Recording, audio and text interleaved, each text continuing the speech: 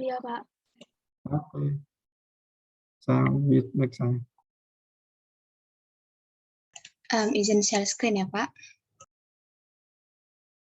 Oke, silakan. The screen is yours, teman-teman. Kelompok 3.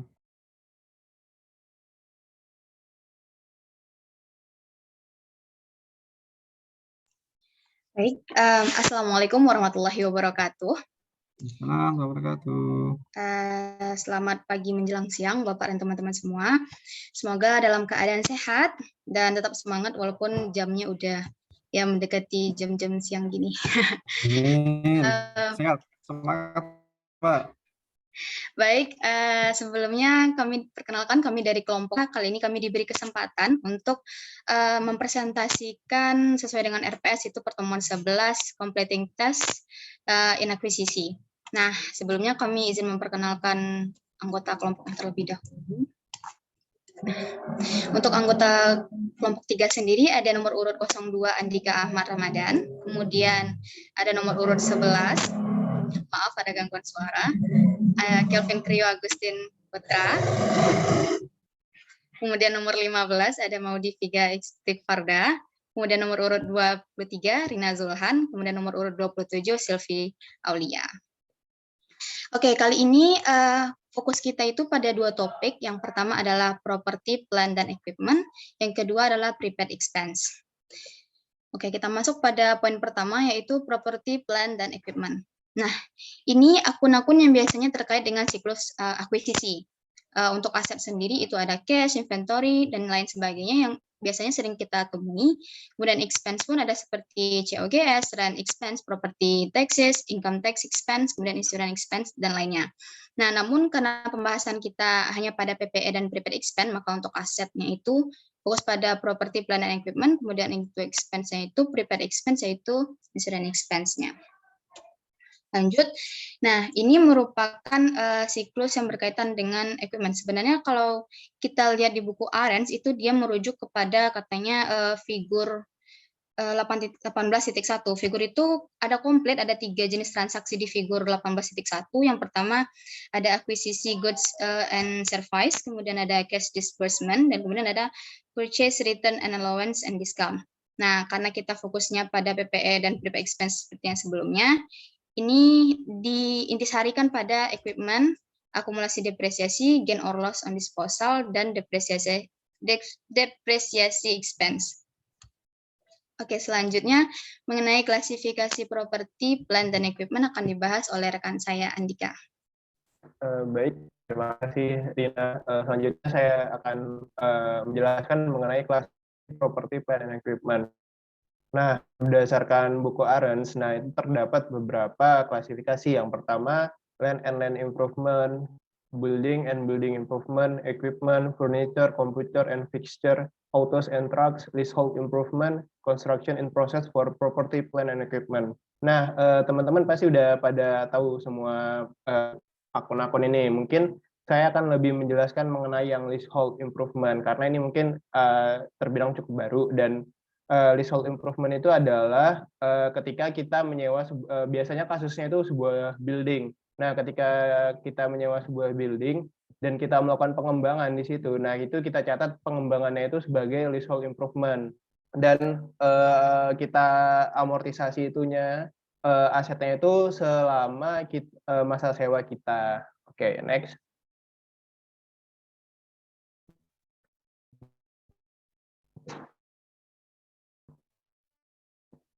Oke, selanjutnya itu audit property, plant, and equipment. Auditor memverifikasi secara berbeda dari akun aset lancar karena 3 alasan. Nah, ini yang membedakan antara PPE dan aset tetap dan aset lancar, yaitu biasanya periode akuisisi berjalan lebih singkat, jumlah akuisisi yang seringkali bersifat material, aset tetap kemungkinan besar akan disimpan dan dipelihara dalam catatan akuntansi dalam beberapa tahun. Nah, catatan akuntansi yang utama untuk peralatan untuk PPE itu ialah fixed asset master file atau file induk aset tetap. File induk ini meliputi catatan yang terinci atas setiap bagian peralatan dan jenis properti lainnya yang dimiliki, Setiap catatan yang ada dalam file mencantumkan deskripsi aset, tanggal akuisisi, biaya awal, penyusutan tahun berjalan, dan akumulasi penyusutan properti. Oke, next. Oke, selanjutnya itu, nah ini, dalam audit peralatan dan akun terkait, ada gunanya memisahkan pengujian dalam kategori berikut. Nah, ini audit-auditnya. Yang pertama itu melakukan prosedur substantif analytical procedure. Yang kedua yaitu verifikasi akuisisi atau pembelian tahun ini. Kenapa harus memverifikasi akuisisi tahun berjalan? Karena perusahaan harus mencatat penambahan selama tahun berjalan dengan benar karena aset memiliki pengaruh jangka panjang terhadap laporan keuangan. Kalau dia gagal mengkapitalisasi aset, nah itu kan pasti bakal nilainya itu bakal dibawa ke tahun-tahun berikutnya dan itu mempengaruhi laporan laba rugi juga. Nah, jadi kita harus memverifikasi akuisisi pembelian tahun berjalan. Nah, itu audit-audit yang bisa diterapkan itu ada beberapa. Yang pertama itu occurrence, yaitu akuisisi yang tercatat benar terjadi. Bisa dilakukan dengan cara inspeksi invoice vendor dan receiving report, cek fisik aset tetap sesuai dokumen akuisisi. Yang kedua, audit completeness, akuisisi yang terjadi setelah dicatat. Yang bisa dilakukan yaitu inspeksi invoice vendor dari akun yang terkait erat untuk mengungkapkan item yang seharusnya menjadi peralatan manufaktur, review perjanjian aset menyewa. Yang ketiga, audit mengenai akurasi. Nah, akuisisi ini telah dicatat pada jumlah yang tepat. Yang bisa dilakukan yaitu meneliti invoice vendor, rekalkulasi data pembelian unit dan harga. Yang keempat, untuk audit aset tetap untuk perolehan atau akuisisi, yaitu posting and summarization, yaitu akuisisi telah diinput ke master file dan telah dijumlahkan dengan tepat. Bisa dilakukan dengan foot schedule akuisisi, yaitu atau footing. Yang kedua adalah tracing setiap akuisisi ke master file. Yang ketiga, tracing total ke general ledger. Yang kelima, untuk audit yang bisa dilakukan pada perolehan atau akuisisi aset tetap adalah timing. Timing yaitu akuisisi diakui pada periode yang tepat. Yang bisa dilakukan adalah review transaksi mendekati tanggal neraca. Nah, oke, selanjutnya yang ketiga itu verifikasi pelepasan tahun berjalan. Nah, itu bisa dilakukan dengan cara mengecek apakah akuisisi aset menggantikan aset yang ada, menghitung keuntungan dan kerugian aset yang dilepas, memeriksa dokumen untuk indikasi penghapusan aset tetap. Yang keempat, melakukan inquiry tentang kemungkinan penghentian aset. Oke, next. Yang keempat, verifikasi saldo akhir di akun aset tetap. Yang bisa dilakukan yaitu seluruh aset tetap itu yang dicatat secara fisik tersedia saat tanggal neraca dan memastikan seluruh aset tetap yang dimiliki sudah tercatat. Next, yang kelima, memverifikasi depresiasi expense.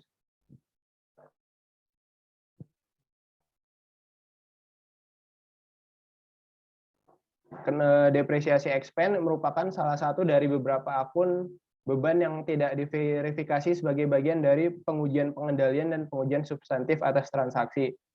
Nah, terus jumlah yang tercatat ditentukan dengan alokasi internal dan bukan oleh transaksi pertukaran dengan pihak luar. Jadi ini ditentukan oleh pihak internal dari perusahaan itu sendiri. Nah, tujuan audit yang berkaitan dengan saldo yang paling penting untuk beban penyusutan adalah keakuratan. Auditor harus berfokus pada penentuan apakah klien mengikuti kebijakan penyusutan yang konsisten dari periode ke periode dan apakah perhitungan klien sudah benar. Teman-teman pasti udah pada tahu dong gimana cara menghitung depreciation expense. Jadi yang perlu diperhatikan yaitu umur manfaat, akuisisi, periode berjalan, metode penyusutan, estimasi nilai sisa, dan kebijakan penyusutan aset dalam tahun akuisisi dan disposisi. Selanjutnya adalah memverifikasi saldo akumulasi depresiasi. Nah, itu bisa dilakukan dengan apakah akumulasi depresiasi pada master file aset sesuai dengan general ledger, dan kedua, akumulasi depresiasi di master file akurat. Yang terakhir yaitu memverifikasi saldo akhir yang telah diklasifikasikan dengan tepat dan diungkapkan secara memadai. Oke, next. Oke, selanjutnya mengenai substantif analytical procedure for equipment akan dijelaskan oleh teman saya. Selanjutnya ada substantif analytical procedure for equipment. Substantif analytical procedure digunakan untuk membantu auditor memahami bisnis klien dan perubahan bisnis klien dan untuk mengidentifikasi area risiko potensial untuk merencanakan prosedur audit lainnya. Nah, prosedur analitik substantif ini bisa dilakukan di tahap planning, tahap pengujian, atau tahap completing audit. Yang pertama ada membandingkan beban penyusutan dibagi total nilai gross peralatan tahun ini dengan tahun-tahun sebelumnya. Karena kemungkinan salah sajinya itu bisa saja berbeda antara persennya tahun ini dengan yang sebelumnya. Misalnya karena perusahaan itu ganti metode sehingga perlu diaudit. Kemudian yang kedua ada membandingkan akumulasi penyusutan dibagi total nilai gross peralatan tahun ini dengan tahun-tahun sebelumnya. Kemungkinan salah sajinya salah saji pada akumulasi penyusutan. Yang ketiga ada membandingkan biaya perbaikan dan perawatan bulanan atau tahunan, beban perlengkapan, dan akun sebagainya dengan tahun-tahun sebelumnya. Kemungkinan salah sajinya, biaya yang dibebankan seharusnya dikapitalisasi. Misalnya, pada biaya perbaikan nilainya tahun lalu dengan tahun sekarang naiknya cukup jauh. Nah, ternyata beban tersebut harusnya dikapitalisasi, bukan dicatat sebagai beban. Kemudian yang keempat ada membandingkan biaya gross manufaktur dibagi dengan berbagai macam pengukuran produksi dengan tahun-tahun sebelumnya.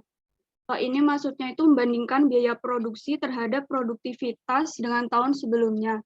Karena kemungkinan salah sajinya itu misalnya ada peralatan yang menganggur atau yang sudah tidak terpakai, peralatan yang dihentikan atau dilepas, tapi ternyata belum dihapus.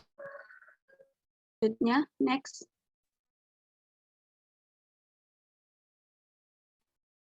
Kemudian ada audit expense.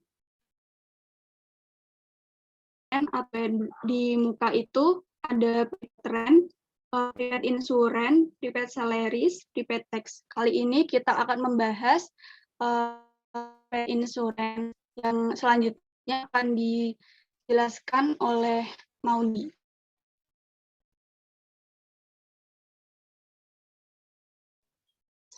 Baik, next slide. Nah, jadi untuk audit prepaid expense ini kalau di buku Arens itu contohnya pakai asuransi kan, karena emang itu yang paling umum dan paling banyak ditemui. Karena semua perusahaan pasti punya asuransi dan nggak jarang ada perusahaan yang punya beberapa jenis asuransi. Kemudian untuk pengendalian internal untuk prepaid insurance ini sebenarnya meliputi 3 hal.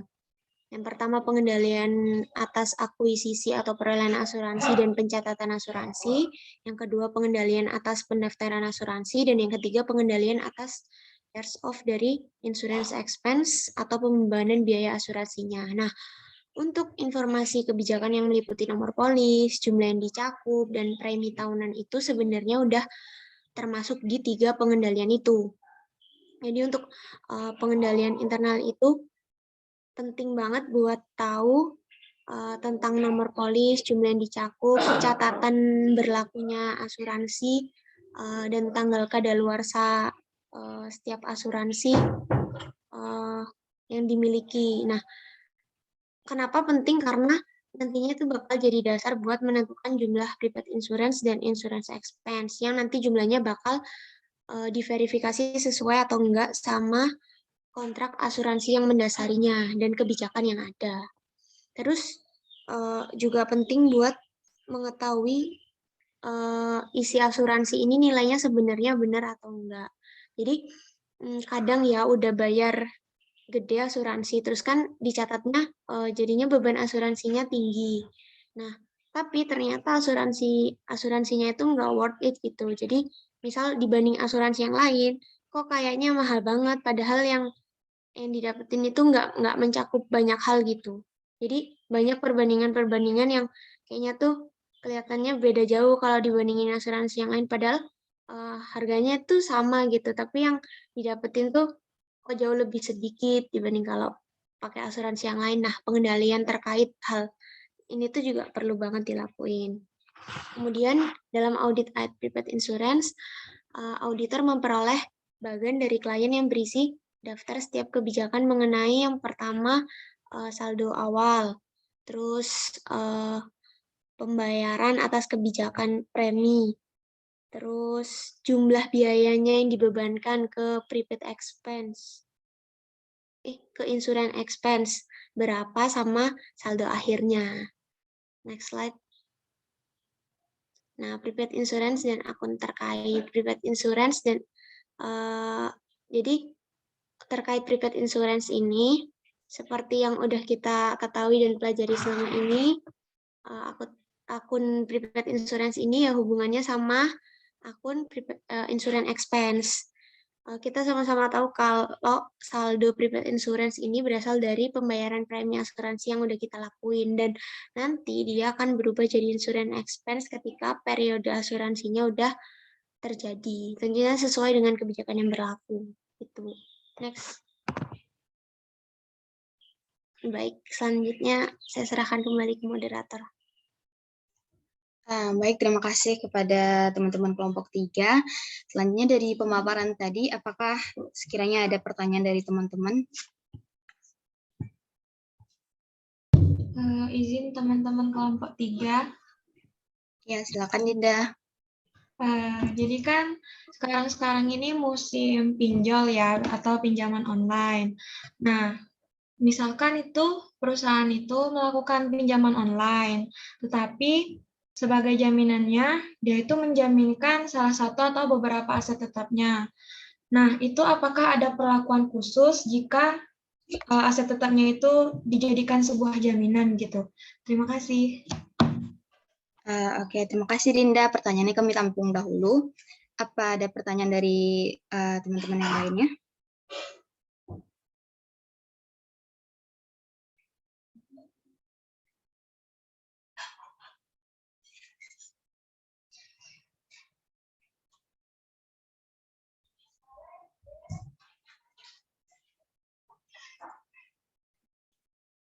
Bagaimana teman-teman? Apa ada yang bertanya dahulu?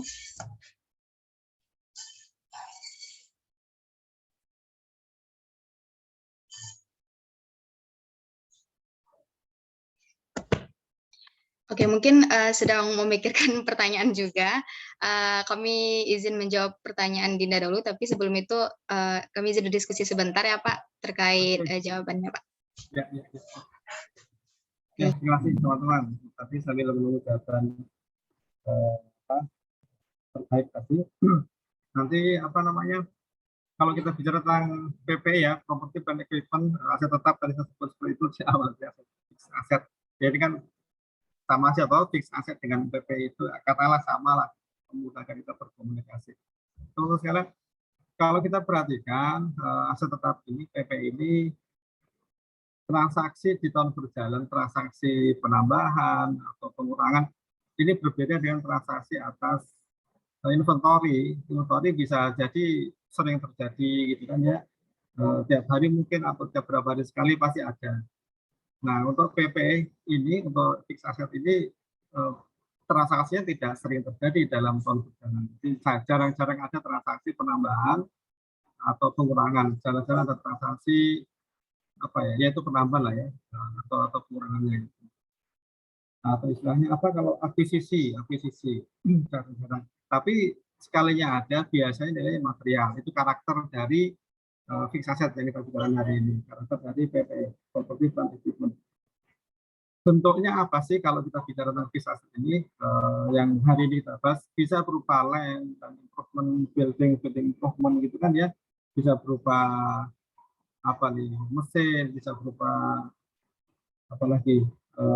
mungkin construction in progress bisa jadi, atau kendaraan autos ya, autos atau trucks misalnya itu, atau apa juga. Ini yang mungkin akan kita temui dalam konteks audit atas fixed asset ini atau atas audit KPI. Jadi barang-barang besar jarang ada transaksi, tidak sering banget dibanding yang lain.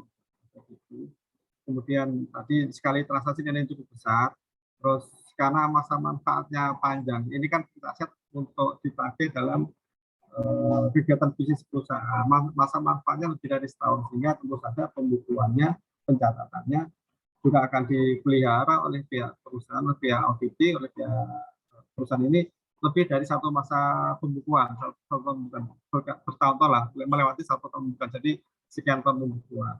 Dan data itu akan terus dirawat sampai nanti ada disposal, ada penghapusannya. Nah, yang nanti teman-teman juga perlu waspadai adalah terkait dengan misalnya karena ini melebihi masa manfaat lebih dari setahun gitu.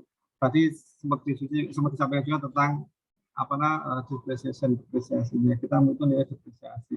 Depresiasi nanti juga harus hati-hati ketika ada misalnya capital expenditure di tengah perjalanannya. Artinya nilainya bisa bertambah jika memenuhi persyaratan capital expenditure. Jika tidak, berarti ya enggak. Nah, itu ada capital expenditure, nanti cek lagi gimana depresiasinya. Terus nanti jika ada disposal, gimana cara disposal, terus gimana kaitan dengan depreciation expense-nya. Dan nanti juga hati-hati dengan akumulasi depresiasi. Nah, ini nanti yang teman-teman nggak boleh terlupakan terkait dengan audit atas fixed asset atau PPI ini. Sedikit itu pesan-pesan dari saya, pesan-pesan sponsor. Sudah siap Mbak Rina untuk dijawab?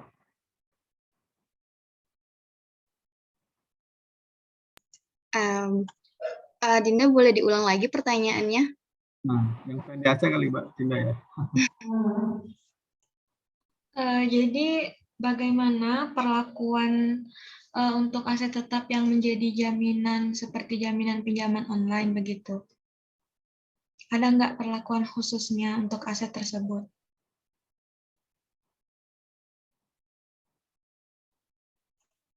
Nah, baik, mungkin salah satu rekan kami akan menjawabnya kepada Dika, disilakan.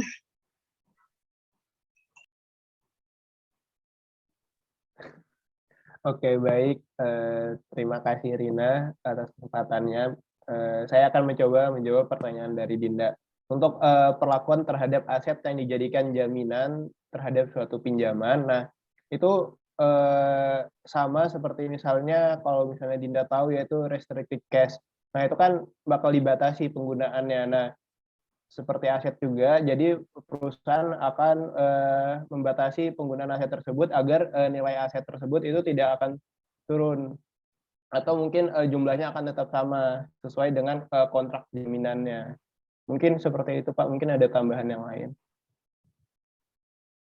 Monggo yang lain ada teman-teman ada mau berkomentar dulu. Ini sepotong tadi yang saya pahami dari Mbak Dina sepotong ya. Kalau bagaimana jika ada aset yang dijadikan sebagai pinjaman online gitu kan ya. Terus maksudnya ini kemana?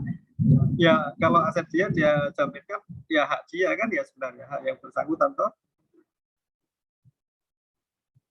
Terus yang diharap Mbak Dinda ini kemana? Masih kemana arah pertanyaannya? Jawaban apa yang diharapkan itu? Maksudnya itu kan itu sudah dijaminkan begitu ya Pak aset tetapnya itu. Nah maksudnya itu ada nggak perlakuannya gitu Pak pas di audit gitu Pak? Oke, pas di audit gimana perlakuannya? Ini siap ya masih Mbak Dinda. Ada yang mau nambahin dulu? Monggo teman-teman silakan. Ada aset dijaminkan kemanapun lah ya, mau ke bank mau ke apapun juga lah ya. Ini gimana pelaksanaan saat audit? Ini wajar loh teman-teman, menjaminkan aset itu wajar. Dan itu transaksi bisnis yang ya lazim terjadi. Ada yang mau nambahin dari tadi jawaban Mas Andika? Grupnya yang sedang presentasi juga boleh, yang lain juga nggak apa-apa. Monggo silakan, yuk dibuka seluas-luasnya.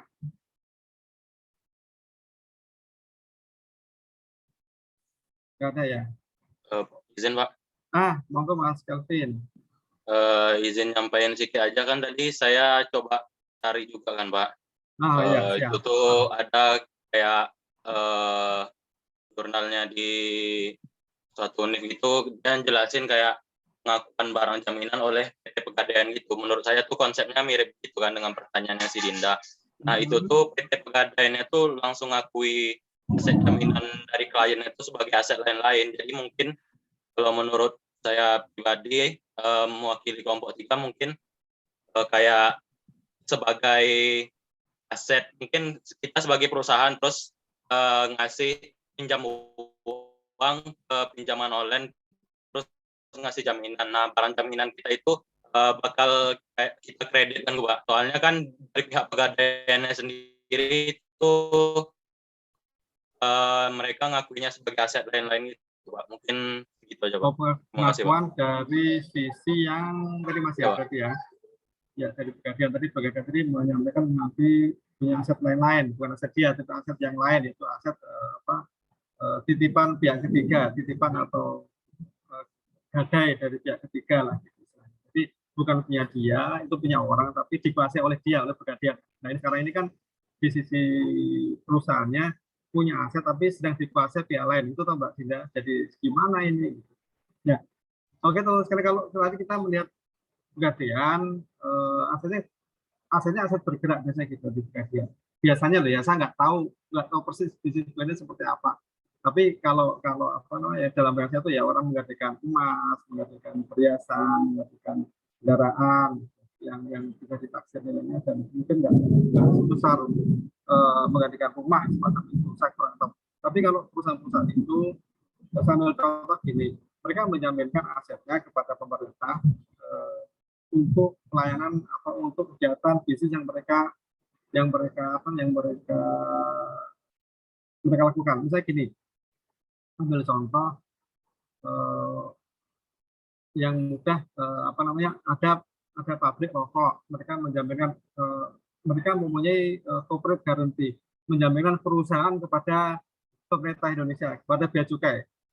Corporate guarantee ini menjaminkan perusahaan dia, aset-asetnya kepada bea dan cukai, sehingga ketika dia membeli pita cukai untuk rokok, teman-teman izin ngomong rokok nih ya, semoga kita tidak tertarik untuk merokok. Jadi, ya, nah ini ada satu pernyataan dari pihak manajemen, dari pihak yang pemilik perusahaan kepada bea dan cukai, direktur jenderal itu, bahwa mereka menjaminkan asetnya. Nah, corporate guarantee ini menjadi jaminan berlaku nasional, dan setiap kali pabrik ini membeli pita cukai, kalau yang nggak punya garansi kan harus ditunai nih, bayar ke pemerintah, ke bea cukai, nanti baru bawa pita cukainya, terus pita cukai dibawa ke pabrik, dipotong-potong, ditempelkan ke rokoknya baru bisa dijual. Nah kalau yang garansi ini kan berarti nggak usah bayar, pita dibawa pulang karena dia menjaminkan perusahaannya. Nanti kalau dia gagal bayar pada waktu jatuh temponya, maka nanti asetnya disita oleh bea dan cukai. Nah, aset ini posisinya masih di perusahaan, tidak diambil bea cukai, masih untuk kegiatan bisnis sehari-hari, operasional sehari-hari di perusahaan ini. Karena nanti begitu berasal ini mereka akan mengoperasi. Jadi posisi aset atau di perusahaan. Nah, saya pengalaman pernah waktu itu ya. Nanti teman-teman cek di PSAK-nya Mbak Dinda dan teman-teman ya, PSAK-nya seperti apa, tidak ada seperti ini. Kalau pengalaman saya pada waktu itu, ada catatan di laporan keuangan, ada CLK, catatan laporan keuangan. Jadi perusahaan ini mempunyai aset apa saja, terus yang mana dijaminkan kepada bank apa untuk pinjaman kredit sebesar apa itu, sebesar berapa dengan, jadi perjanjian kredit antara perusahaan dengan bank apa untuk kegiatan. Jadi perjanjian nomor sekian, tanggal sekian, menjaminkan sekian rupiah itu dijaminkan ini. Jadi tetap disajikan dalam neraca perusahaan, kalau kendaraan perusahaan tetap disajikan dalam aset perusahaan, tapi ada catatannya bahwa aset tersebut adalah sedang dijaminkan kepada A, B, dan C. Nah nanti misalnya dia mau pinjam lagi ke bank lain itu, kan bank akan minta laporan keuangan. Nah kalau udah ini asetnya udah dijaminkan kepada bank A, kalau sekarang mau dijamin kepada saya nggak bisa, kan udah jaminkan ke orang lain. Tapi tetap muncul di laporan keuangannya laporan keuangan si perusahaan ini dengan catatan tadi. Jadi kita perlu membaca CLK-nya, kalau nggak baca itu kita tahu Jadi saya kira dalam bisnis perusahaan itu jaminan itu juga ada kayak kita KPR gitu kan, ya kapan jaminan rumah kok, rumah kita tempatin. Apa namanya ya, kalau apa namanya asetnya aset atas nama kita, saya melaporkan LHKPN, laporan harta kekayaan itu rumah yang saya laporkan meskipun ini adalah KPR yang belum lunas kayak gitu. Jadi tetap dikuasai kita pakai untuk kegiatan operasional sehari-hari, perusahaan pakai sehari, tapi statusnya dijaminkan nanti di disclose di laporan keuangan. Ada pendapat lain? Monggo silakan. Kalau tadi Mas Kelvin, ketika pegadaian, misalnya aset itu masuk dalam laporan keuangan di sisi aset atau di sisi mana, Mas? Bagaimana, Pak? Kalau tadi pegadaian, mengakui ada aset lain yang barang digadaikan ke dia tadi itu loh, itu disajikan sebagai kekayaan dia, harta dia, atau dipisahkan catatannya? Di jurnal yang saya baca tadi itu nggak ada detailnya gitu, Pak. Cuman dibilang kayak pegadaiannya ngakuinya sebagai aset lain-lain gitu aja. Oh, gitu. Disajikannya nggak sampai itu informasinya ya? Iya, Pak.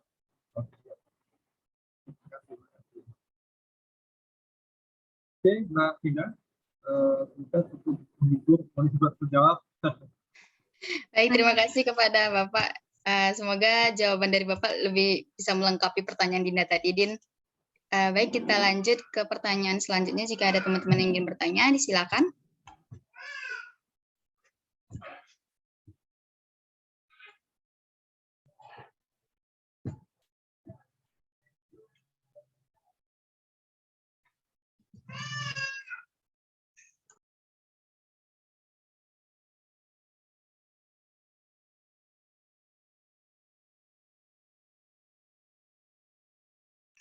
Kita tunggu selama 20 detik. Jika selama 20 detik nanti belum ada yang bertanya, kami izin lanjut ke pembahasan terkait soal yang Bapak kirim itu, Pak, di GCR kemarin. Kita tunggu 20 detik dulu ya, Pak. Oke. Kenapa 20 detik? Kenapa 10 detik, 30 detik, 50 detik? Ya teman-teman. Kalau nggak ada, monggo Mbak langsung ke waswas untuk langsung ke latihan soal. Kalau nggak ada. Tapi nanti jika sangat latihan soal, teman-teman ada ide seperti monggo rencanakan apa itu tetap dibolehkan ya. Baik Pak, saya izin stop share dulu ya Pak untuk pembahasan selanjutnya. Ya.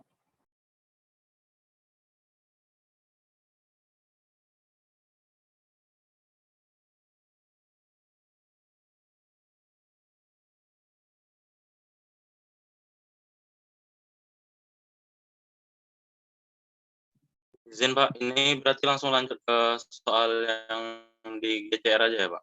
Tapi kata Mbak Sina, ya baik Pak. Ya enggak nih. Monggo Mas, langsung aja Mas. Izin saya screen ya Pak. Ya.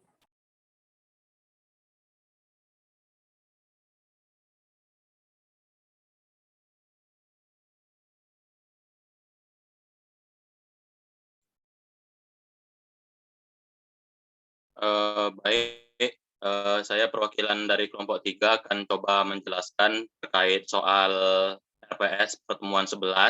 Nah, jadi di sini tuh relate dengan materi yang sudah dijelaskan sebelumnya, yaitu tentang aset tetap. Nah, jadi di sini soalnya tuh yang diaudit itu adalah PT ABC yang dilakukan oleh KPDF. Nah, auditor yang melaksanakan pemeriksaan adalah Joko dan supervisor bernama Budi. Nah, di sini ada mutasi selama tahun 2010 atas aset-aset yang dimiliki oleh PT ABC, ada tanah, bangunan, kendaraan, dan peralatan. Nah, untuk bangunan, kendaraan, dan peralatan itu, bagaimana kita tahu itu ada akumulasi penyusutannya. Selanjutnya, untuk seluruh aset ini itu dibeli pada 1 Januari 2018 dan tidak ada penambahan sampai tahun 2019.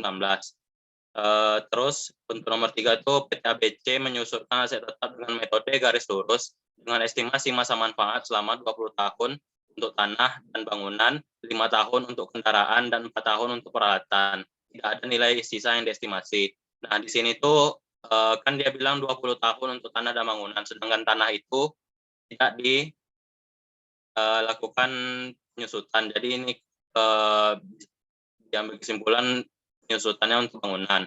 Nah, terus nomor 4, kendaraan per 1 Januari 2020 terdiri dari 10 unit kendaraan yang dibeli bersama-sama pada tanggal 1 Januari 2018.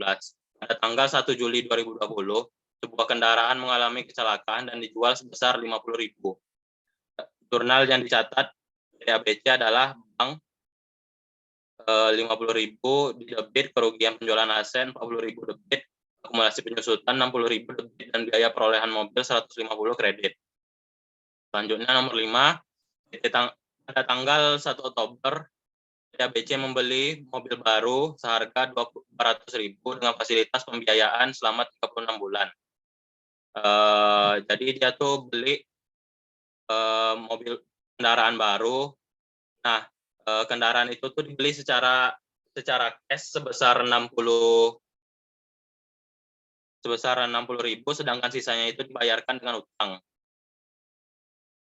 Nah, selanjutnya itu nomor 6, pada tanggal 1 Mei 2020, PT ABC melakukan perbaikan atas pagar, membatas tanahnya dengan tanah pihak lain yang rusak kena angin dengan total biaya 120.000. Batas minimal kapitalisasinya 50.000. Nah, jadi karena telah melewati batas minimal kapitalisasi, jadi 120.000 ini nantinya akan menambah saldo bangunannya. Jurnalnya dicatat bangunan pada bank senilai 120.000. Terus nomor 7-nya, prosedur-prosedur yang telah dilakukan auditor sehubungan dengan audit aset tetap ini adalah sebagai berikut. Yang pertama itu melakukan substantif analytical procedure, memeriksa transaksi perolehan dan pelepasan pada tahun 2020, memeriksa saldo akhir biaya perolehan aset tetap, memeriksa ketepatan klasifikasi dan kecukupan pengungkapan. Nah, dari soal ini diminta yang pertama itu sebutkan prosedur audit yang belum dilakukan dan tujuan auditnya. Nah, jadi hasil diskusi kelompok kami itu sebagai berikut. Untuk sebentar Pak, laptop saya habis baterai. Kita waktu dulu, Mas.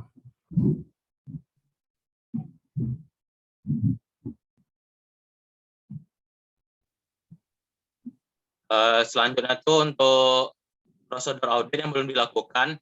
Yang pertama itu adalah melakukan pengecekan fisik atas aset klien. Nah, ini tujuan auditnya itu eksistensi. Yang kedua itu melakukan perhitungan kembali atas penyusutan aset tetap yang telah terjadi. Nah, ini itu tujuan auditnya akurasi. Selanjutnya, lakukan review atas transaksi yang terjadi berdekatan dengan tanggal neraca. Nah, ini itu tujuan auditnya cut off. Selanjutnya itu melakukan inspeksi dokumen terkait leasing aset tetap untuk meyakinkan apakah aset leasing diakui sebagai aset tetap atau beban operasional. Nah, ini tuh right and obligation classification. Nah, terus yang kelima, mengecek invoice yang berkaitan dengan perbaikan aset tetap untuk melihat ada atau tidaknya beban yang seharusnya dikapitalisasi. Nah, ini terkait dengan completeness dan classification. Selanjutnya, melakukan perhitungan kembali atas pengakuan utang leasing dan pembayarannya. Ini itu akurasi. Dan yang terakhir itu memastikan jumlah tercatat dalam dokumen sesuai dengan jurnal pencatatan terkait. Nah, ini tuh tujuan auditnya detail tie-in. Selanjutnya itu untuk soal 2 itu disuruh membuat jurnal koreksi yang dibutuhkan. Nah, jadi itu ini jurnal koreksinya itu sebelumnya tuh kita lakukan perhitungan dulu terkait dengan perhitungan depresiasi aset tetap perusahaannya. Nah, untuk kendaraan itu sendiri kan ada kendaraan lama yang tidak mengalami kecelakaan, kendaraan lama yang mengalami kecelakaan, sama kendaraan baru yang baru dibeli tadi. Nah, untuk kendaraan lama yang tidak mengalami kecelakaan itu kan berarti ada senilai ada sebanyak 9 kendaraan dari total 10 kendaraan. Nah, total aset dari 10 kendaraan itu kan tadi 1.500.000. Nah, jadi 9/10 kali 1.500.000 dibagi 5 dapat hasilnya itu 270.000. Selanjutnya tuh kendaraan kendaraan lama yang mengalami kecelakaan.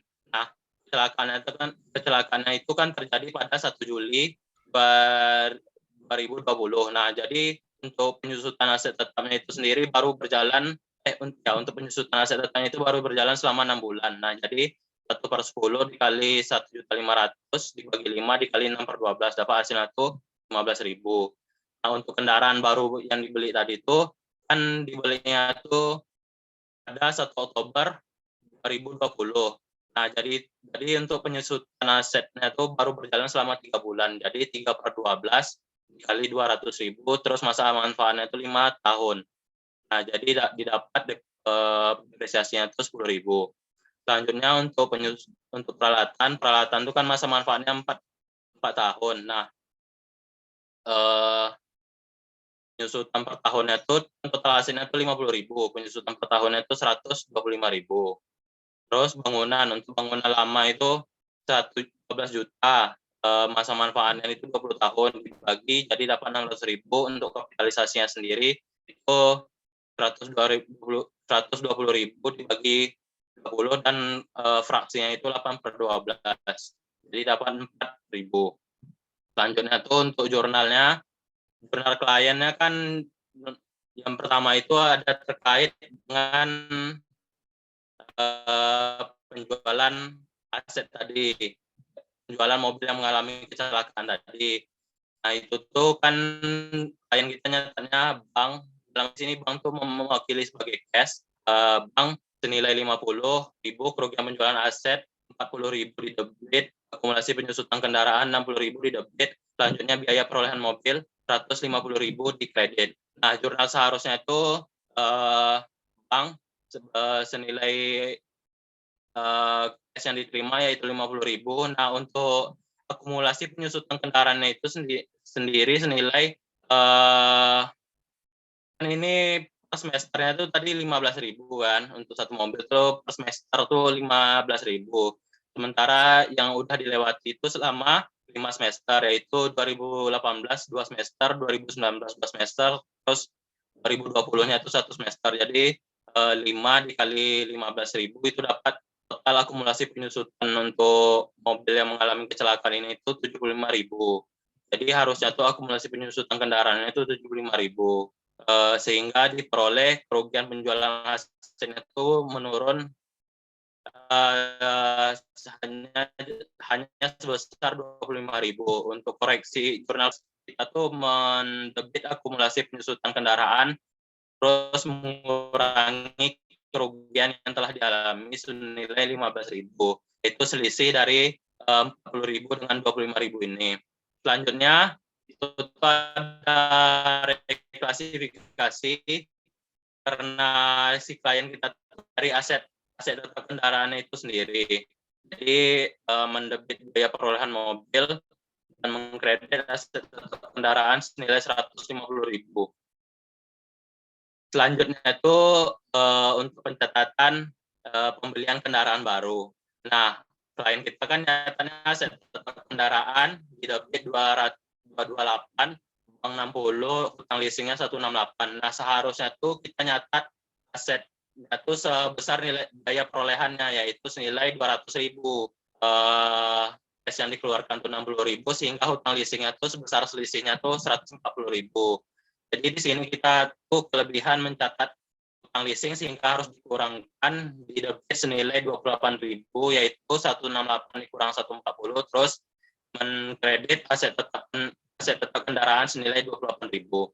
Selanjutnya untuk perhitungan penyusutan bangunannya itu bisa klien kita itu kan nyatanya penyusutan bangunan ada akumulasi penyusutan senilai 64.000. 64.000 ini didapat di soal yaitu dari mutasinya. Nih penambahan akumulasi penyusutan selama tahun 2020 itu kan 64.000. Nah, berarti klien kita itu nyatat senilai 64.000. Sedangkan berdasarkan perhitungan yang telah kita lakukan di atas, itu tuh penyusutan bangunannya itu senilai total 2 ini. 600.000 ditambah 4.000 yaitu 604.000. Nah, jadi kita tuh kurang mencatatnya. Jadi harus untuk jurnal koreksinya itu kita menambah lagi penyusutan bangunannya, nambah lagi akumulasi penyusutan bangunannya senilai 540.000. Selanjutnya tuh untuk kendaraan, penyusutan kendaraan pada akumulasi penyusutan kendaraan yang di jurnal oleh klien itu senilai 101.400. Nah, ini itu juga didapat dari mutasi penambahannya yang ini kendaraan 101.400. Sedangkan berdasarkan perhitungan kita tadi itu tuh totalnya senilai 295.000.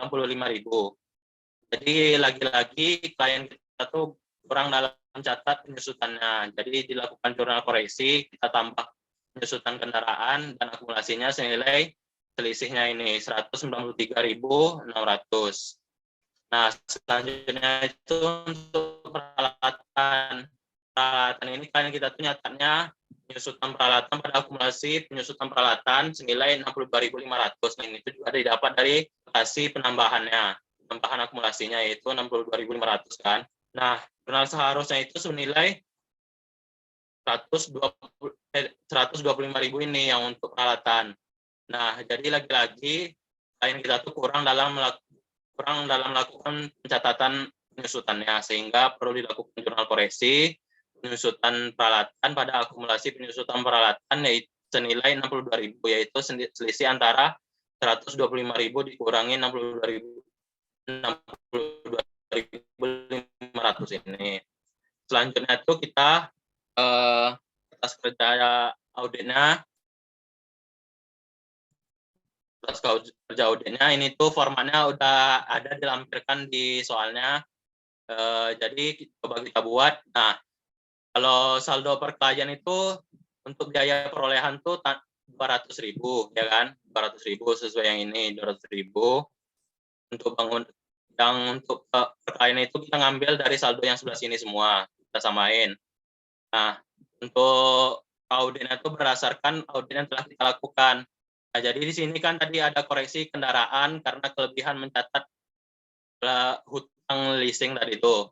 Senilai 28.000. Kita kan tadi di jurnal koreksinya itu kredit aset kendaraannya senilai 28.000. Jadi 28.000 dikredit sehingga nilai kendaraan itu seharusnya itu 101.550.000. Sedangkan untuk tanah bangunan ini telah benar, peralatan juga udah benar. Nah, di sini kan di jurnalnya tuh ada juga reklasifikasi. Kenapa tidak dimasukkan? Karena pada soal itu sebenarnya PT ABC itu sudah benar mencatat di neracanya. Lihat dari mutasinya ini, ya udah mengurangkan 150.000. Hanya saja salah dalam pencatatan jurnalnya. Seharusnya itu kan bukan biaya perolehan mobil, melainkan itu aset tetap kendaraan yang dikurangi. Nah, jadi saldo 150.000-nya itu tidak perlu dikurangkan lagi. Nah, selanjutnya itu akumulasi penyusutan. Akumulasi penyusutan itu berdasarkan per klien, udah diketahui di soal juga, tinggal kita masukkan aja. Terus untuk mutasinya, untuk per kreditnya ini sendiri itu kita lihat lagi berdasarkan jurnal yang ada. Untuk bangunan itu kan tadi kita kurang dalam melakukan pencatatan. Harusnya tuh 604.000, tapi klien kita tuh baru nyatat 64.000, jadi kurang mencatat senilai 540.000. Nah, jadi kita mengkredit sehingga saldo akumulasi penyusutan bangunan itu bertambah menjadi 1.804.000. Selanjutnya itu untuk kendaraan. Nah, kendaraan ini tuh kan ada dua. Yang pertama tuh kita kelebihan mencatat pada saat penjualan mobil yang mengalami kecelakaan tadi senilai 15.000. Selanjutnya tuh kita kurang mencatat ketika jurnal koreksi akhir tahunnya, yaitu kurang senilai 193.600. Nah, jadi debit 15.000, kreditnya 193.600. Jadi didapat saldo per auditnya itu 820.000. Nah, selanjutnya itu untuk peralatan itu sendiri tadi kan kurang mencatat senilai 62.500. Jadi kita kredit di 62.500 sehingga auditnya itu 375.000. Nah, dari sini didapat perbedaan antara per klien dan per auditnya. Untuk nilai buku per kliennya itu 13.980.100, sedangkan menurut audit itu 13.171.000. Nah, untuk kesimpulannya itu sendiri, laporan keuangan telah dikoreksi sehingga diberikan opini wajar tanpa pengecualian atau WTP. Dengan estimasi bahwa klien itu telah dilakukannya audit, klien itu telah melakukan koreksi atas laporan keuangannya. Mungkin sekian, kembali ke moderator. Baik, terima kasih pada Kelvin. Jika ada teman-teman yang masih ingin bertanya, disilahkan. Izin Pak. Iya, Itu suaranya siapa tadi? cek apa yang terdengar? ya silakan Rizky. Ya, di kami ada beberapa perbedaan, Mbak, terkait jurnal koreksinya sampai di sama juga di Silakan sampaikan ya. di share screen atau gimana, Pak? Share screen aja, Pak. Ini gitu Mas screen. Oke. Tolong di stop dulu. Mas Kevin, ini biar Mas Rizky satu. Atau saya share screen, Pak. Ada beda. Tapi juga biar sama-sama bisa dilihat. Teman-teman yang lain perhatikan ya, ini perbedaan di jurnal koreksi tadi ya, Mas Fatur ya? Iya, Pak. Fatur, ya? Oke, Pertama yang terkait di jurnal awal ini, Pak. Mereka kan ada itu ya, Pak. Koreksi reklasnya ya, Pak. Kalau di saya tidak ada reklasnya, Pak. Karena menurut kami ya, Pak, itu udah termasuk vehicle-nya, Pak, di biaya perolehan itu. Berarti udah termasuk jurnal vehicle-nya, Pak. Jadi nggak perlu ada reklas. Yang kedua itu terkait leasing-nya, Pak. Di sini kan di soalnya itu mana? Ini nomor 5 itu dia membeli kan, Pak. Jadi kami mengasumsikan dia itu bukan leasing, Pak, karena dia membeli, bukan menyewa. Jadi kami melakukan reklas terhadap cicilan dan leasing. Dan juga kami, di mereka tadi menggunakan 140.000 ya, Pak. Sedangkan kami menggunakan present value-nya, Pak, karena kan cicilan ya, Pak. Berarti ada present value-nya. Nah, selanjutnya perbedaan selanjutnya ada di ya di sini nomor 3 dan 4 ini asumsi kami bukan asumsi, tapi kan apa? Mereka kan mencatat utang cicilannya, Pak. Tapi kan awalnya mereka mengakui sebagai leasing. Berarti ada direklas lagi, Pak, terhadap utang cicilannya. Di poin 3 dan 4. Selanjutnya untuk poin yang beda lagi di nomor 6 ini, Pak. Tadi kan kalau di sini di soalnya dibilang bahwa batas minimal kapitalisasi. Nah, di sini kami menafsirkannya itu batas minimal kapitalisasi terhadap aset tetapnya, Pak, bukan batas minimal kapitalisasi terhadap building, Pak. Jadi seharusnya di direklas ke land improvement, karena kan seharusnya pagar itu land improvement ya, Pak. Nah, karena tadi masuk land improvement, maka kan mereka di sini salah catat beban penyusutannya, Pak. Mereka nyatat beban penyusunannya pada bangunan, maka kan seharusnya pada land improvement, yang mana kami asumsikan di sini untuk land improvement-nya sendiri itu 20 tahun, Pak. Masa manfaatnya. Perbedaan selanjutnya di building ini, Pak. Kalau nggak salah tadi ya, building. Karena di sini kan saldo building itu karena kami ada di reklas ke land improvement, berarti kan berubah ya saldonya. Jadi maka di sini berubah yang seharus di jurnalnya, Pak. Itu aja di jurnal koreksi, kalau di short scale-nya jadi beda, Pak. Ini kami, Pak. Mungkin begitu, Pak.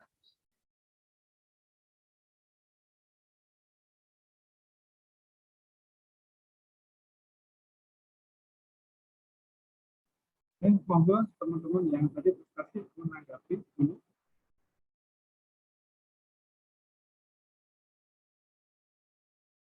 Ini bedanya akhirnya di koreksi Mas Rizky Fatur ya.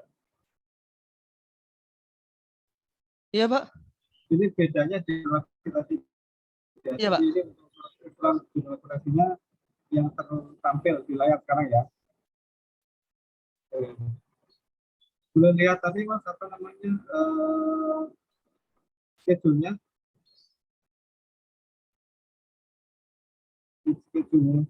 Ini, Pak.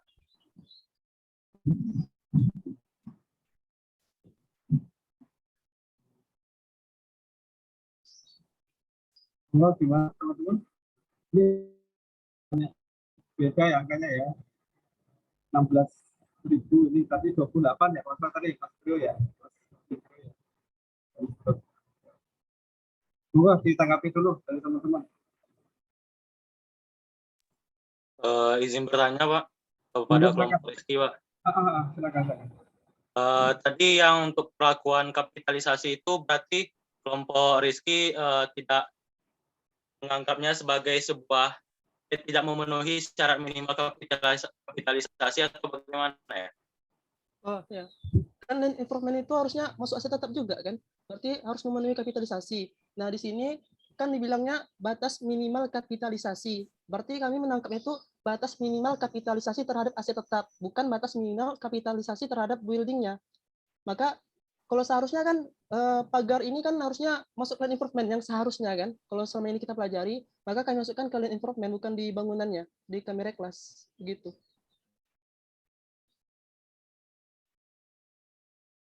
Berarti dia tetap tetap memenuhi kapitalisasi, cuman beda pengakuan asetnya aja gitu, atau bagaimana? Iya, tetap masuk karena kan land improvement juga termasuk aset tetap gitu. Tapi posisinya di land masih yang di bangunan gitu ya maksudnya. Iya, Pak, di land improvement ya, Pak. Iya. Di sini.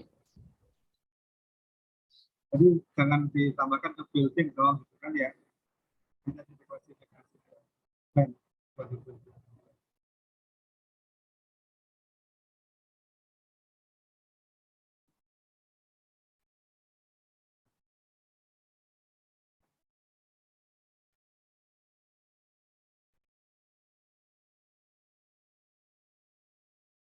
Jadi satu ya Mas Kelvin tadi ya, tadi sepakat di kapitalisasi, tapi apa namanya masuk building apakah masuk ke land itu apa namanya kalau pendapat dari teman-teman di Mas Susi Fatur harusnya ke land dong sehingga tadi akhirnya dilakukan klasifikasi ya Mas Susi Fatur ya.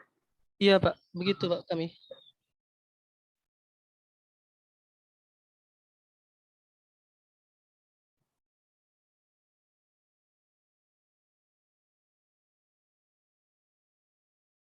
Oke, nggak apa-apa, ini berarti ada dua pendapat terkait dengan land development teman-teman. Satu karena di soal disebut sebagai building ya Mas Kelvin ya, ya udah masuk building. Tapi kata Mas Kelvin ini harus direklasifikasi karena nggak tepat. Harusnya ya seperti land, nama pagar itu buildingnya ya pagar itu kan. Oke, nggak apa-apa. Ada lagi Mas Kelvin?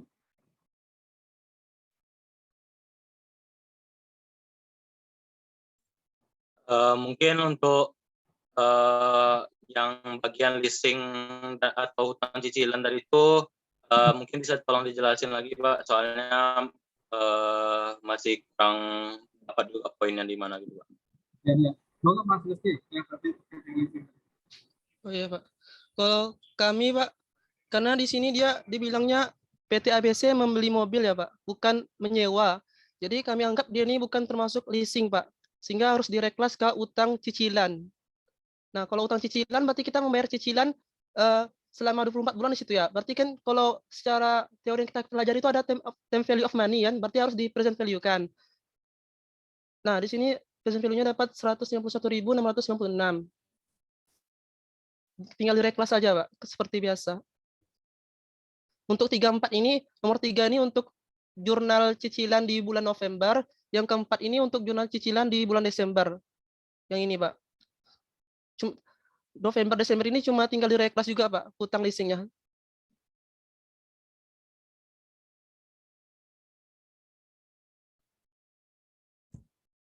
Mana? Kelvin.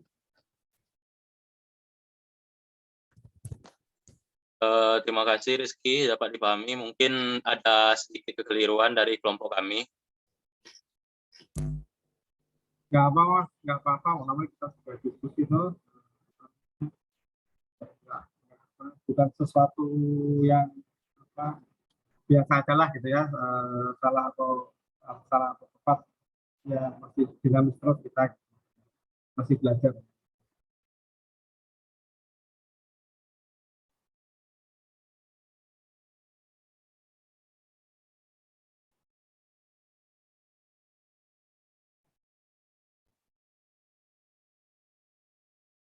Jadi untuk yang Mas Kelvin, ini dianggap sebagai leasing ya ini ya.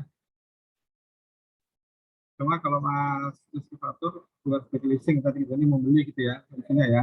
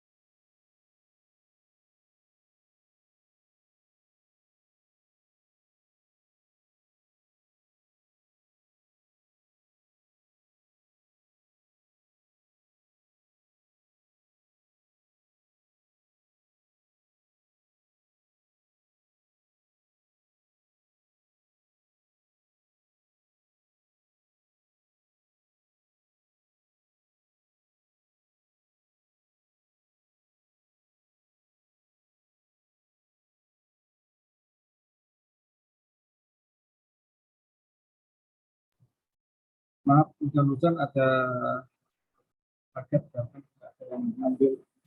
Jadi betul-betul gitu ya. Oke, jadi gimana Mas Kelvin dan teman-teman atau Mas Rizky,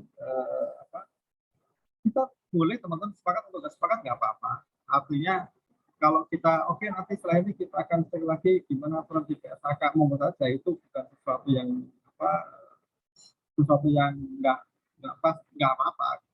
Kemarin saya diskusi juga dengan ini kok Fakir jadi building ya, bukan maksud improvement ya, ternyata ada dua pendapat seperti itu. Ya sudah, artinya ya apa namanya, asumsi kita bisa bilang seperti kayak yang pekan lalu ya, ada yang beda pendapat karena beda asumsi. Kalau pekan lalu malah soal salah gitu kan, ada banyak typo semacam itu masalah. Yang penting kita selesaikan soalnya. Tapi ketahuan arsiteknya di mana, apa beda asumsi di mana dan apa. Masih ada lagi yang perlu diklarifikasi Mas Kelvin dan Mas Rizky? Maaf, tadi saya bilang.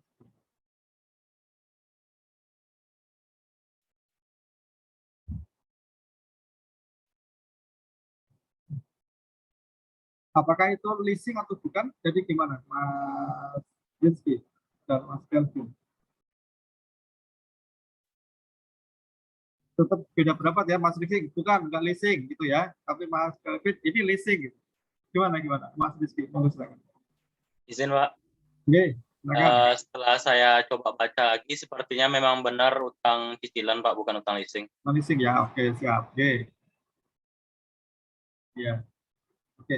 Teman-teman yang lain nanti boleh berpendapat juga ya. Jadi gini, saya sih ada apa namanya referensi jawaban dari yang bikin soal. Tapi ini kan karena namanya juga sangat mungkin soal itu pas bikin salah asumsi, ada typo dan macam-macam gitu.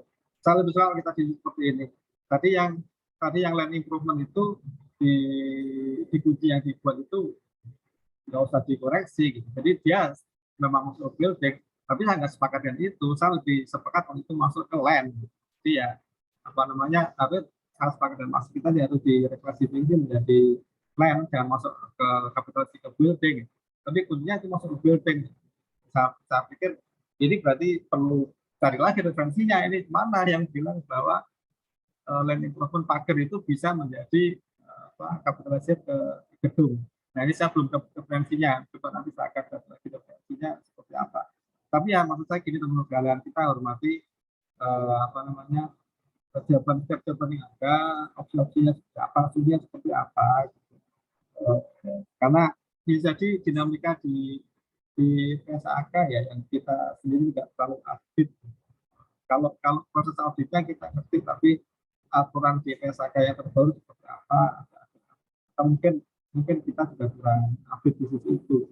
Tapi cara pekerjaannya kita ngerti. Kenapa jadi klasifikasi? Karena salah akun gitu kan ya Mas Sifat.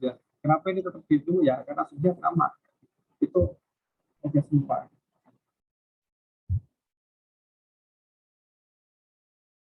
Kemudian yang tadi terkait dengan apa leasing atau tidak yang kendaraan tadi itu pembelian kendaraan BTHGC yang 200.000 pembiayaan nih, fasilitas pembiayaan selama 36 bulan. Ini apa namanya sudah ada angka seperti itu ya. Ini kalau apa namanya kalau di kuncinya sih enggak begitu, tapi nggak apa, saya lebih suka kalau di apa di soal yang disebutkan merasa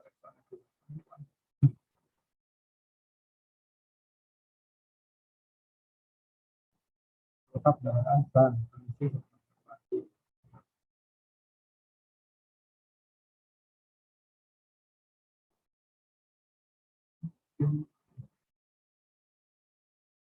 Oke, sip. Lanjut lagi. Masih ada lagi ya Mas Rizky Fatur dan Mas Kelvin yang perlu dibicarakan? Yang lain udah sama semua ya? Sepakat semua tadi ya? Mas Rizky? Sudah ya? Monggo kelompok lain berkomentar yuk. Bisa biar seru nih. Bukan kelompok lain yang lain, yang beda. Bisa jadi nggak berkelompok kerjain ya. Gitu. Stop share ya? Oh iya, stop share boleh. Ya, ada yang punya beda? Monggo silakan teman-teman.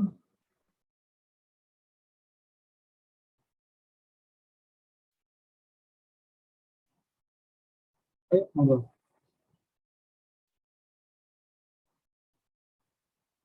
Jadi ini menjadi apa sebuah pelajaran. Saya sampaikan tadi di awal ketika mengerjakan soal itu, saya tidak strict pada sama dengan kunci. Mohon maaf karena memang kalau sama saya akan okein, kalau nggak sama saya lihat alur prosesnya ini berenggak. Siapa tuh tadi ada beda asumsi yang memang mungkin muncul gara-gara banyak soal yang seperti itu. Dan itu jadi saya terima juga. Itu teman-teman. Jadi jangan sampai nggak ngerti jawaban maksudnya kayak gitu.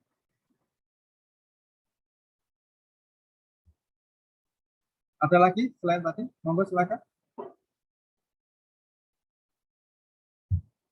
Nggak ada. Ini yang lain sama dengan siapa gitu. Grup 1 saya tanya grup ya. Grup 1 siapa yang mewakili? Sama dengan yang disajikan oleh Mas Kelvin Krio ataukah sama dengan yang disampaikan oleh Mas Rizky Fatur? Mas Rizky Fatur grup berapa? Satu. Grup 1. Itu satu kelompok sama semua Mas? Satu kelompok sama. Oke, diskusi kelompok ya. Oke, siap. Terima kasih. Saya belum cek satu. Terus yang grup 2? Kayak siapa jawabannya? Siapa mewakili?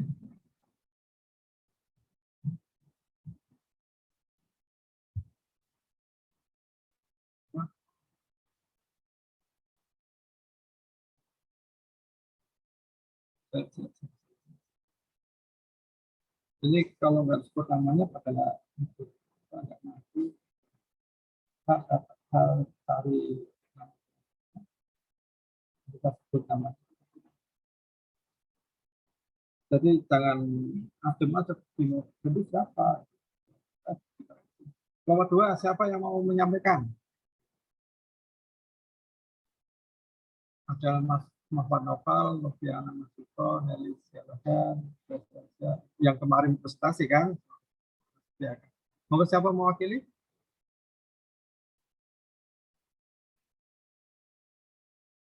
Oke deh. Mbak Noviana? Bagaimana Mbak? Gimana Mbak pendapat?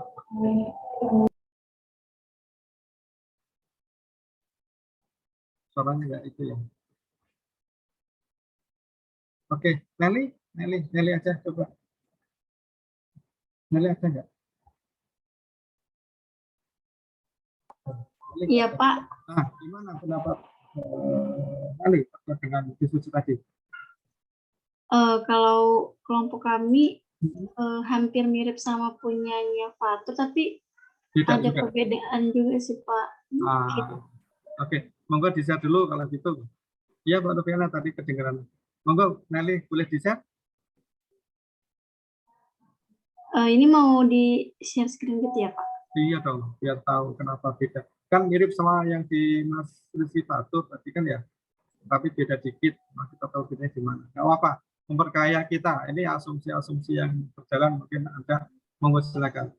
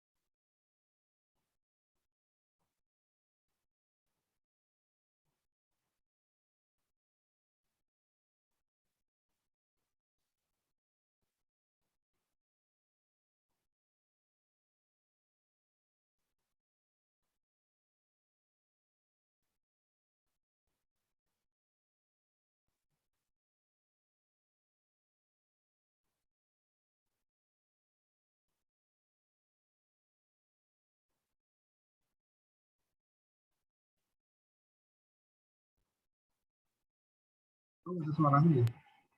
Nah, ini suara atau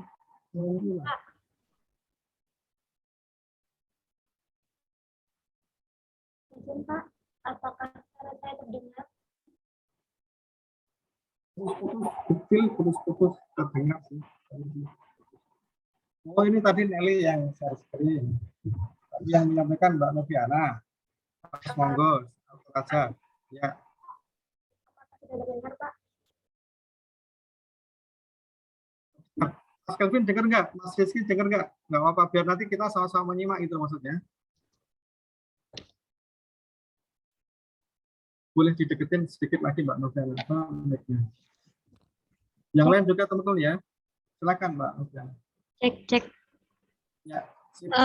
Sebenarnya dari jurnal koreksinya lebih mirip ke pekerjaannya kelompok Rizky Fatur Pak, tapi ada yang berbeda di nomor 3 itu di bagian utang leasingnya itu kami yang koreksinya 11.520 itu didapatnya dari geser ke samping Nelly yang tabel leasing.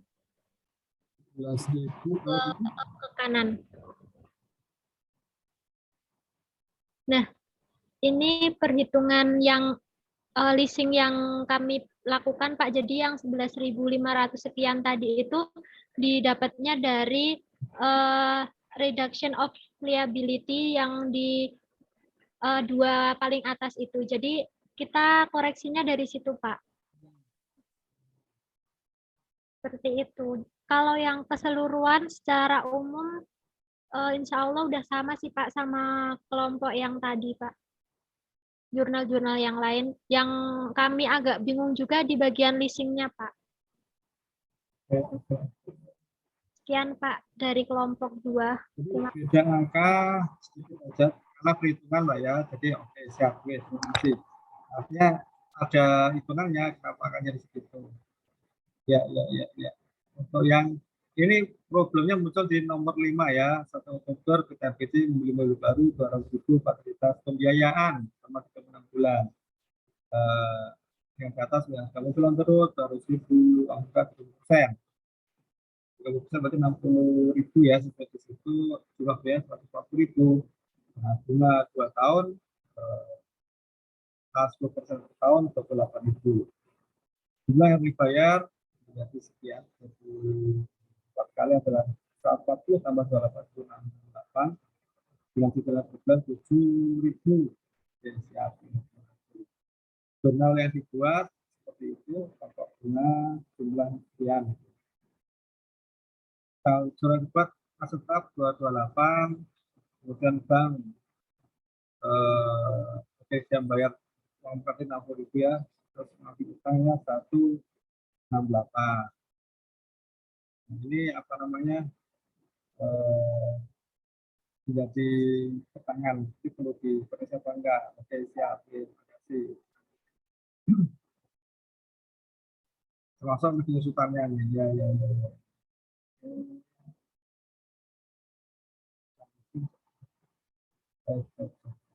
Jadi ketika perolehan kendaraan ini yang tadi saya ketika perolehan kendaraan Pak Mas Tito, itu tadi gimana jurnal yang seharusnya Mbak Mas Tito? Tadi sebentar tayang soalnya.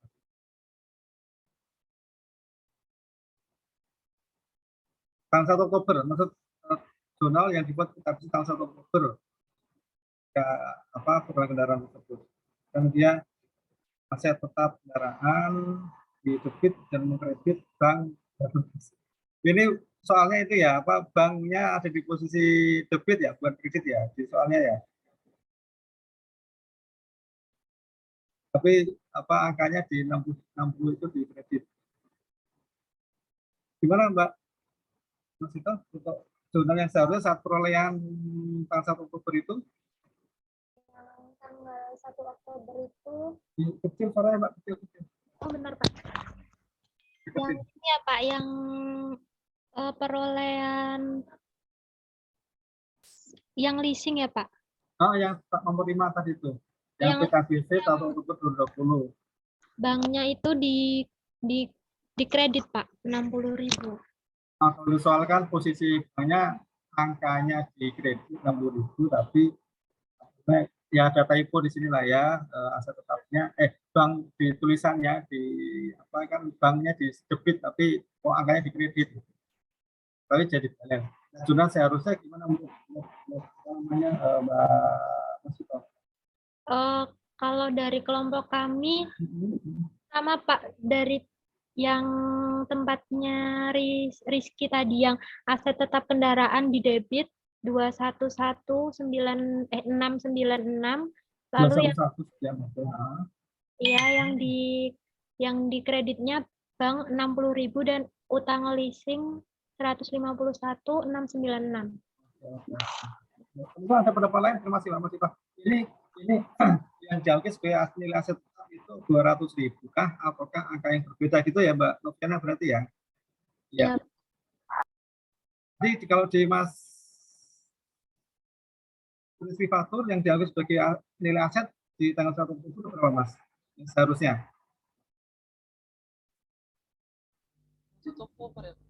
Ya, 200 atau 200 sekian tadi itu? Sama Pak. Itu Mas maksudnya kecil suaranya 200 atau 200 sekian? Itu Mas itu tadi. Sama Pak, dari yang 211.696 itu. Oke, 211 sekian ya, oke. Yang kalau tadi Mas Calvin Krio berapa Mas yang diakui sebagai aset Mas seharusnya di tanggal 1 Oktober? Mohon maaf gimana Pak? Yang diakui yang seharusnya jumlah seharusnya yang diakui sebagai aset tetap kendaraan ya di tanggal 1 Oktober itu berapa?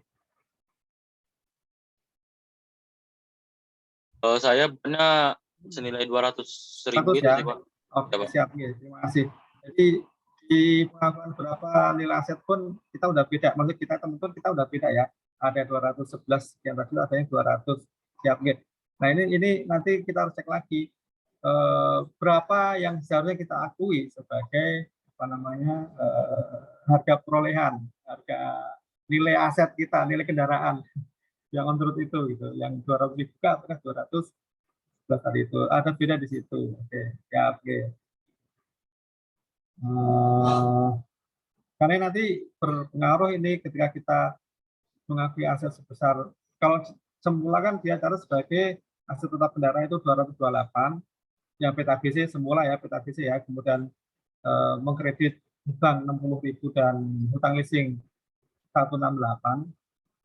Kalau kita beda di situ, misalnya kita menganggap aset tetap adalah 200.000 bukan 228, maka banknya tetap 60.000 dan hutang leasingnya jika itu leasing tadi 140, ya ada koreksi hutang leasing sebesar 28 dan aset tetap kendaraan kita kredit sebesar 28. Koreksi pertama adalah hutang leasing pada aset tetap kendaraan sebesar 28.000 kan itu. Nanti juga apa namanya menghitung lagi berapa urusan kendaraan. Pasti akan ada berbeda kan itu. Karena nilai awalnya pun berbeda. Ada koreksi atas nilai besar per 31 Desember. Karena nilai aset tetap jika kita memakai angka 200 itu pasti berbeda, apalagi 211 tadi di soal 228. Kalau apa namanya dari soal yang ada Pak dosen kunci yang dilampirkan ke saya itu nilai asetnya sekitar terima Kelvin 200.000 yang diakui. Tapi nggak apa-apa, saya nggak mau menyalahkan yang 2011, mau saja memang begitu perhitungannya kan. Jadi ini yang saya sampaikan tadi, mau saja kalau kita punya asumsi berbeda dengan argumen yang ada, boleh saja. Gitu ya, pasti akan berdampak nanti beda di nilai aset, beda di colek koreksi, bedanya nggak hanya satu, termasuk nanti apa namanya beda angka. Jurnal koreksinya ada sama-sama jurnal koreksi, tapi beda angkanya tadi kita koreksi nih nilai aset tetapnya angkanya berbeda, nggak sepakat. Kemudian untuk yang apa tadi? Kita kasih tadi ya yang memang jadi beda ya di nomor 5 yang tadi berapa teman-teman ya. Nomor 5 menjadi berbeda. Dia pemeliharaan tadi itu yang apa namanya pagar tadi itu ini masuk kemana, ini dikapitalisir perbaikan atas pagar, pembatas tanahnya dengan pihak tanah pihak lain ya, yang rusak ya angin. Tol biaya 120.000. Batas kapitalisir diambil 50 sehingga ini harus dikapitalisir. Sehingga harusnya bagaimana? Ini ke bangunan atau ke mana? Iya, kalau dari dosennya masuk biaya pemeliharaan, jadi bukan ke bangunan. Ini apa namanya masuk ke biaya pemeliharaan sendiri. Jadi tidak ditambahkan. Tapi saya nggak sepakat ini harusnya ditambahkan ke tanah. Jadi apa namanya untuk yang kuncinya itu dia nggak mau tambahkan. Dia diakui sebagai biaya pemeliharaan sendiri. Kayak expense. Jadi bangunan pun dikurangi 120 karena itu dibatalkan oleh pembuat kunci. Tapi saya sepakat dengan teman-teman itu harusnya masuk di land improvement. Sepakatnya tadi ya Mas Rizky Fatur tadi ya masuk land improvement. Jadi bangunan pun dikeluarkan angkanya, tapi masuk land improvement tadi karena pembuatan pagar ini. Kalau misalnya tadi Mas Kelvin masuk ke bangunan atau Mas ya? Ya, ke bangunan. Oke ya. Kalau tadi yang Mbak Noviana Masitoh masuk kemana Mbak? Kalau tempat saya masuknya ke bangunan, soalnya tetap di bangunan. Ya, pertimbangannya yang di atas yang disediakan di soal itu kan tidak ada tuh Pak. Ini akun land improvement, jadi kami masuk ke bangunan gitu Pak. Oke, siap. Makasih. Ya betul. Karena nggak ada land improvement di situ. Ya. land improvement masuk ke land juga kalau mau dibagus itu juga apa-apa.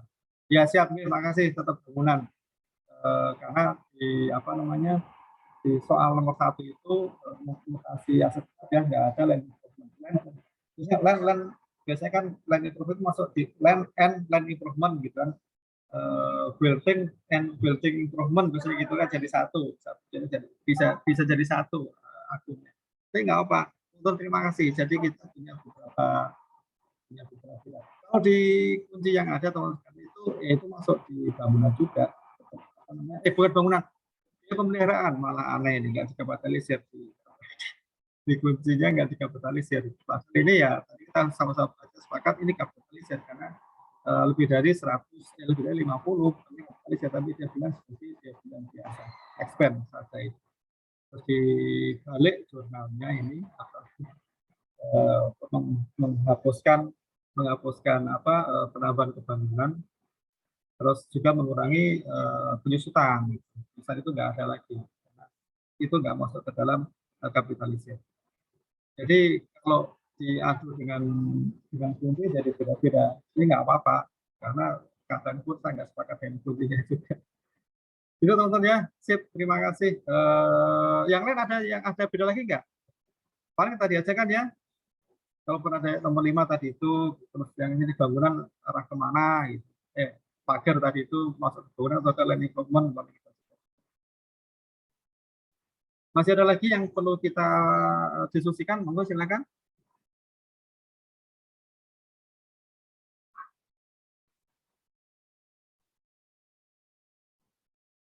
Nggak ada nih. Oke, nggak ada. Oke, monggo kelompok 3 ditutup presentasinya, silakan.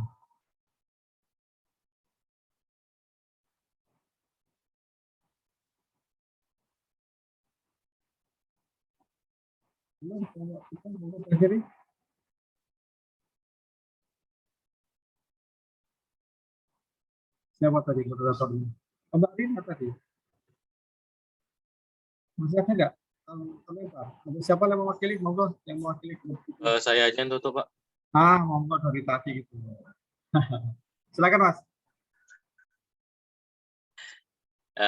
Baik, sekian penjelasan dari kelompok 3. Mohon maaf apabila ada banyak kesalahan dan terima kasih atas perhatian kelompok lain dan juga koreksinya. Assalamualaikum warahmatullahi wabarakatuh.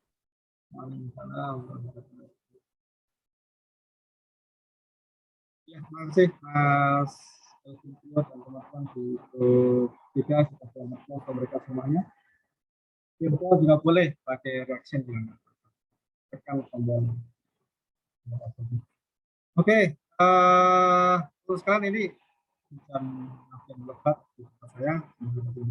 saya tidak ingin mengulang tadi penjelasan materi dari teman-teman yang sudah disampaikan tadi. Beberapa yang ingin saya highlight saja ya. Jadi kita bicara tadi mengenai aset tetap, tadi PPE kalau tadi yang di teman-teman productive equipment dan private expenses. Kita bicara aset tetap, bisa lebih enak nama tetap gitu ya. Aset tetap dan biaya di muka, private expenses. Yang kita pahami adalah bahwa klasifikasi dari aset tetap tadi ada land dan land improvement jadi satu, disatukan artinya buildings dan buildings improvement gitu. Terus equipment apapun tadi ya, kendaraan, autos tadi truk gitu, furniture, komputer kayak gitu atau apa fixture gitu. Construction in progress jika ada in progress untuk PPE ya, property equipment dan seterusnya.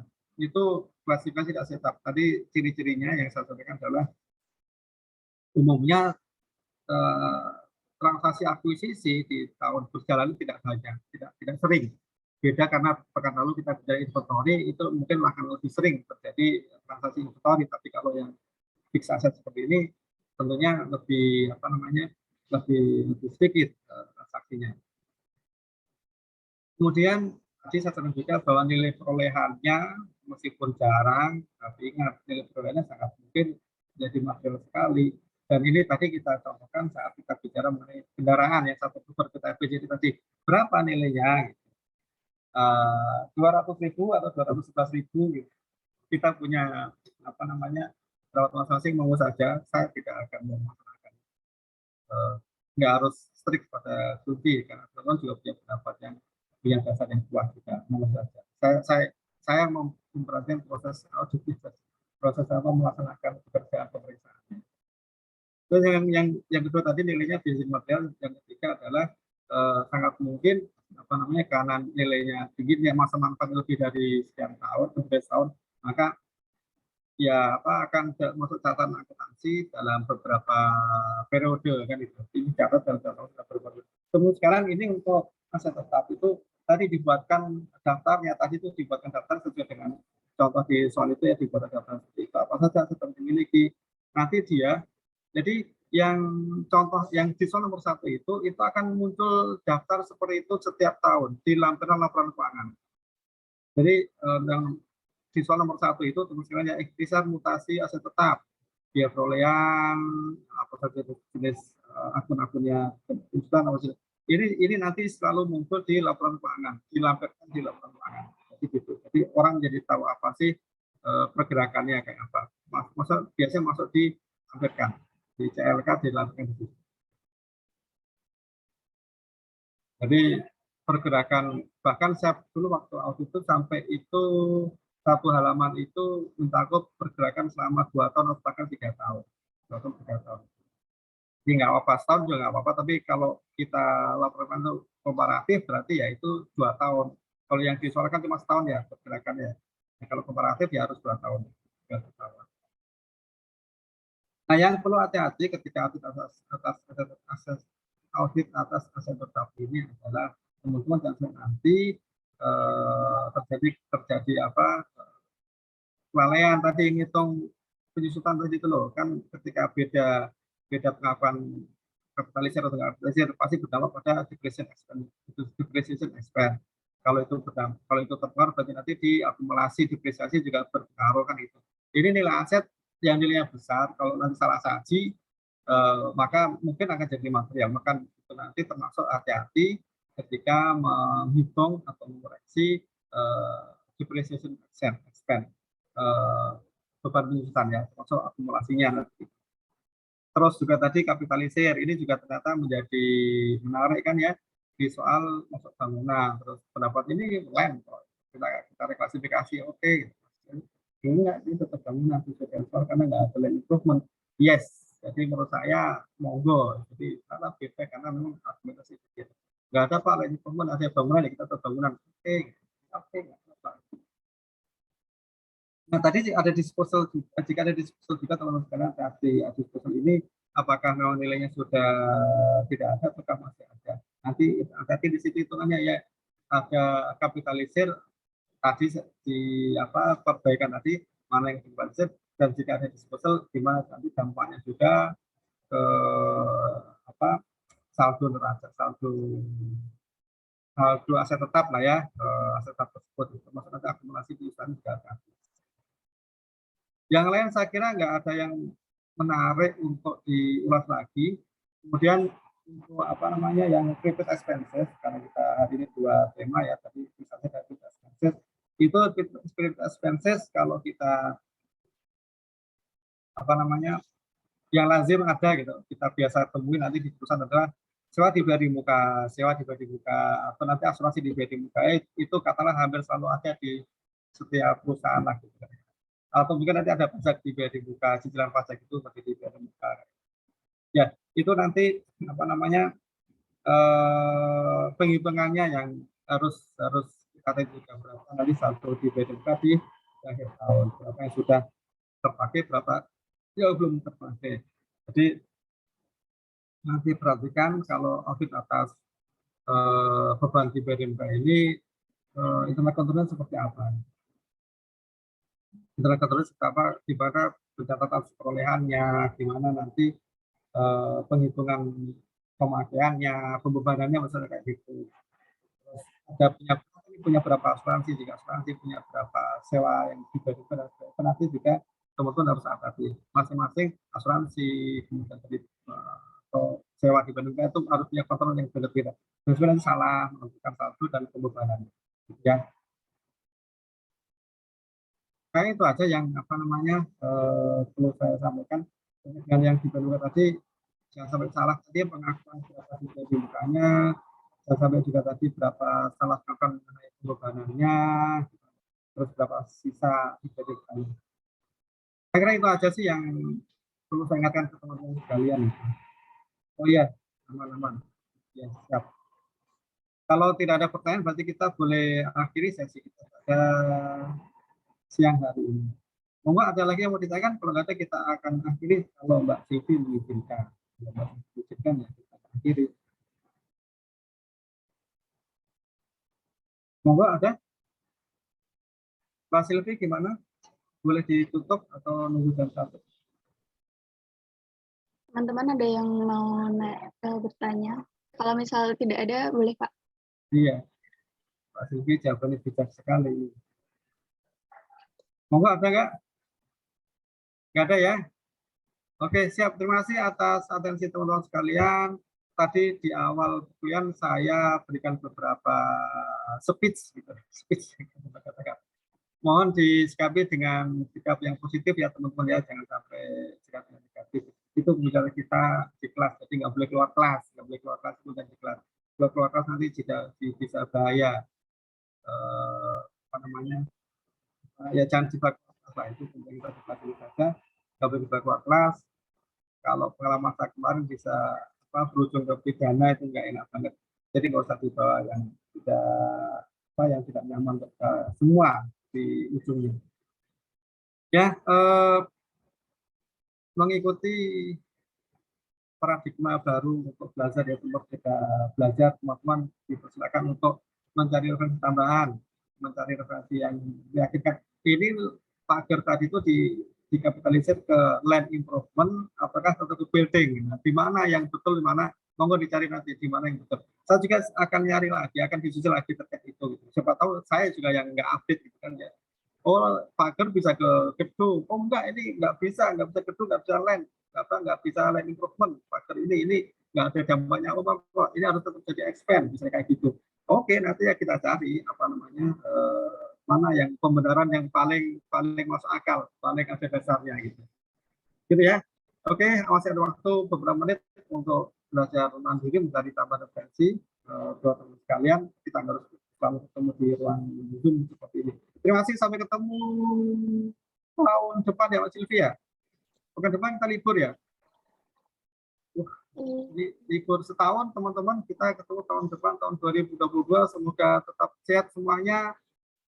Jaga prokes dan ketemu lagi dalam kondisi yang lebih baik. Terima kasih, sampai ketemu. Selamat siang, saya akhiri. Assalamualaikum warahmatullahi wabarakatuh. Waalaikumsalam warahmatullahi wabarakatuh. Terima kasih Pak. Terima kasih Pak. Izin saya end meeting for all ya. 3, 2, 1.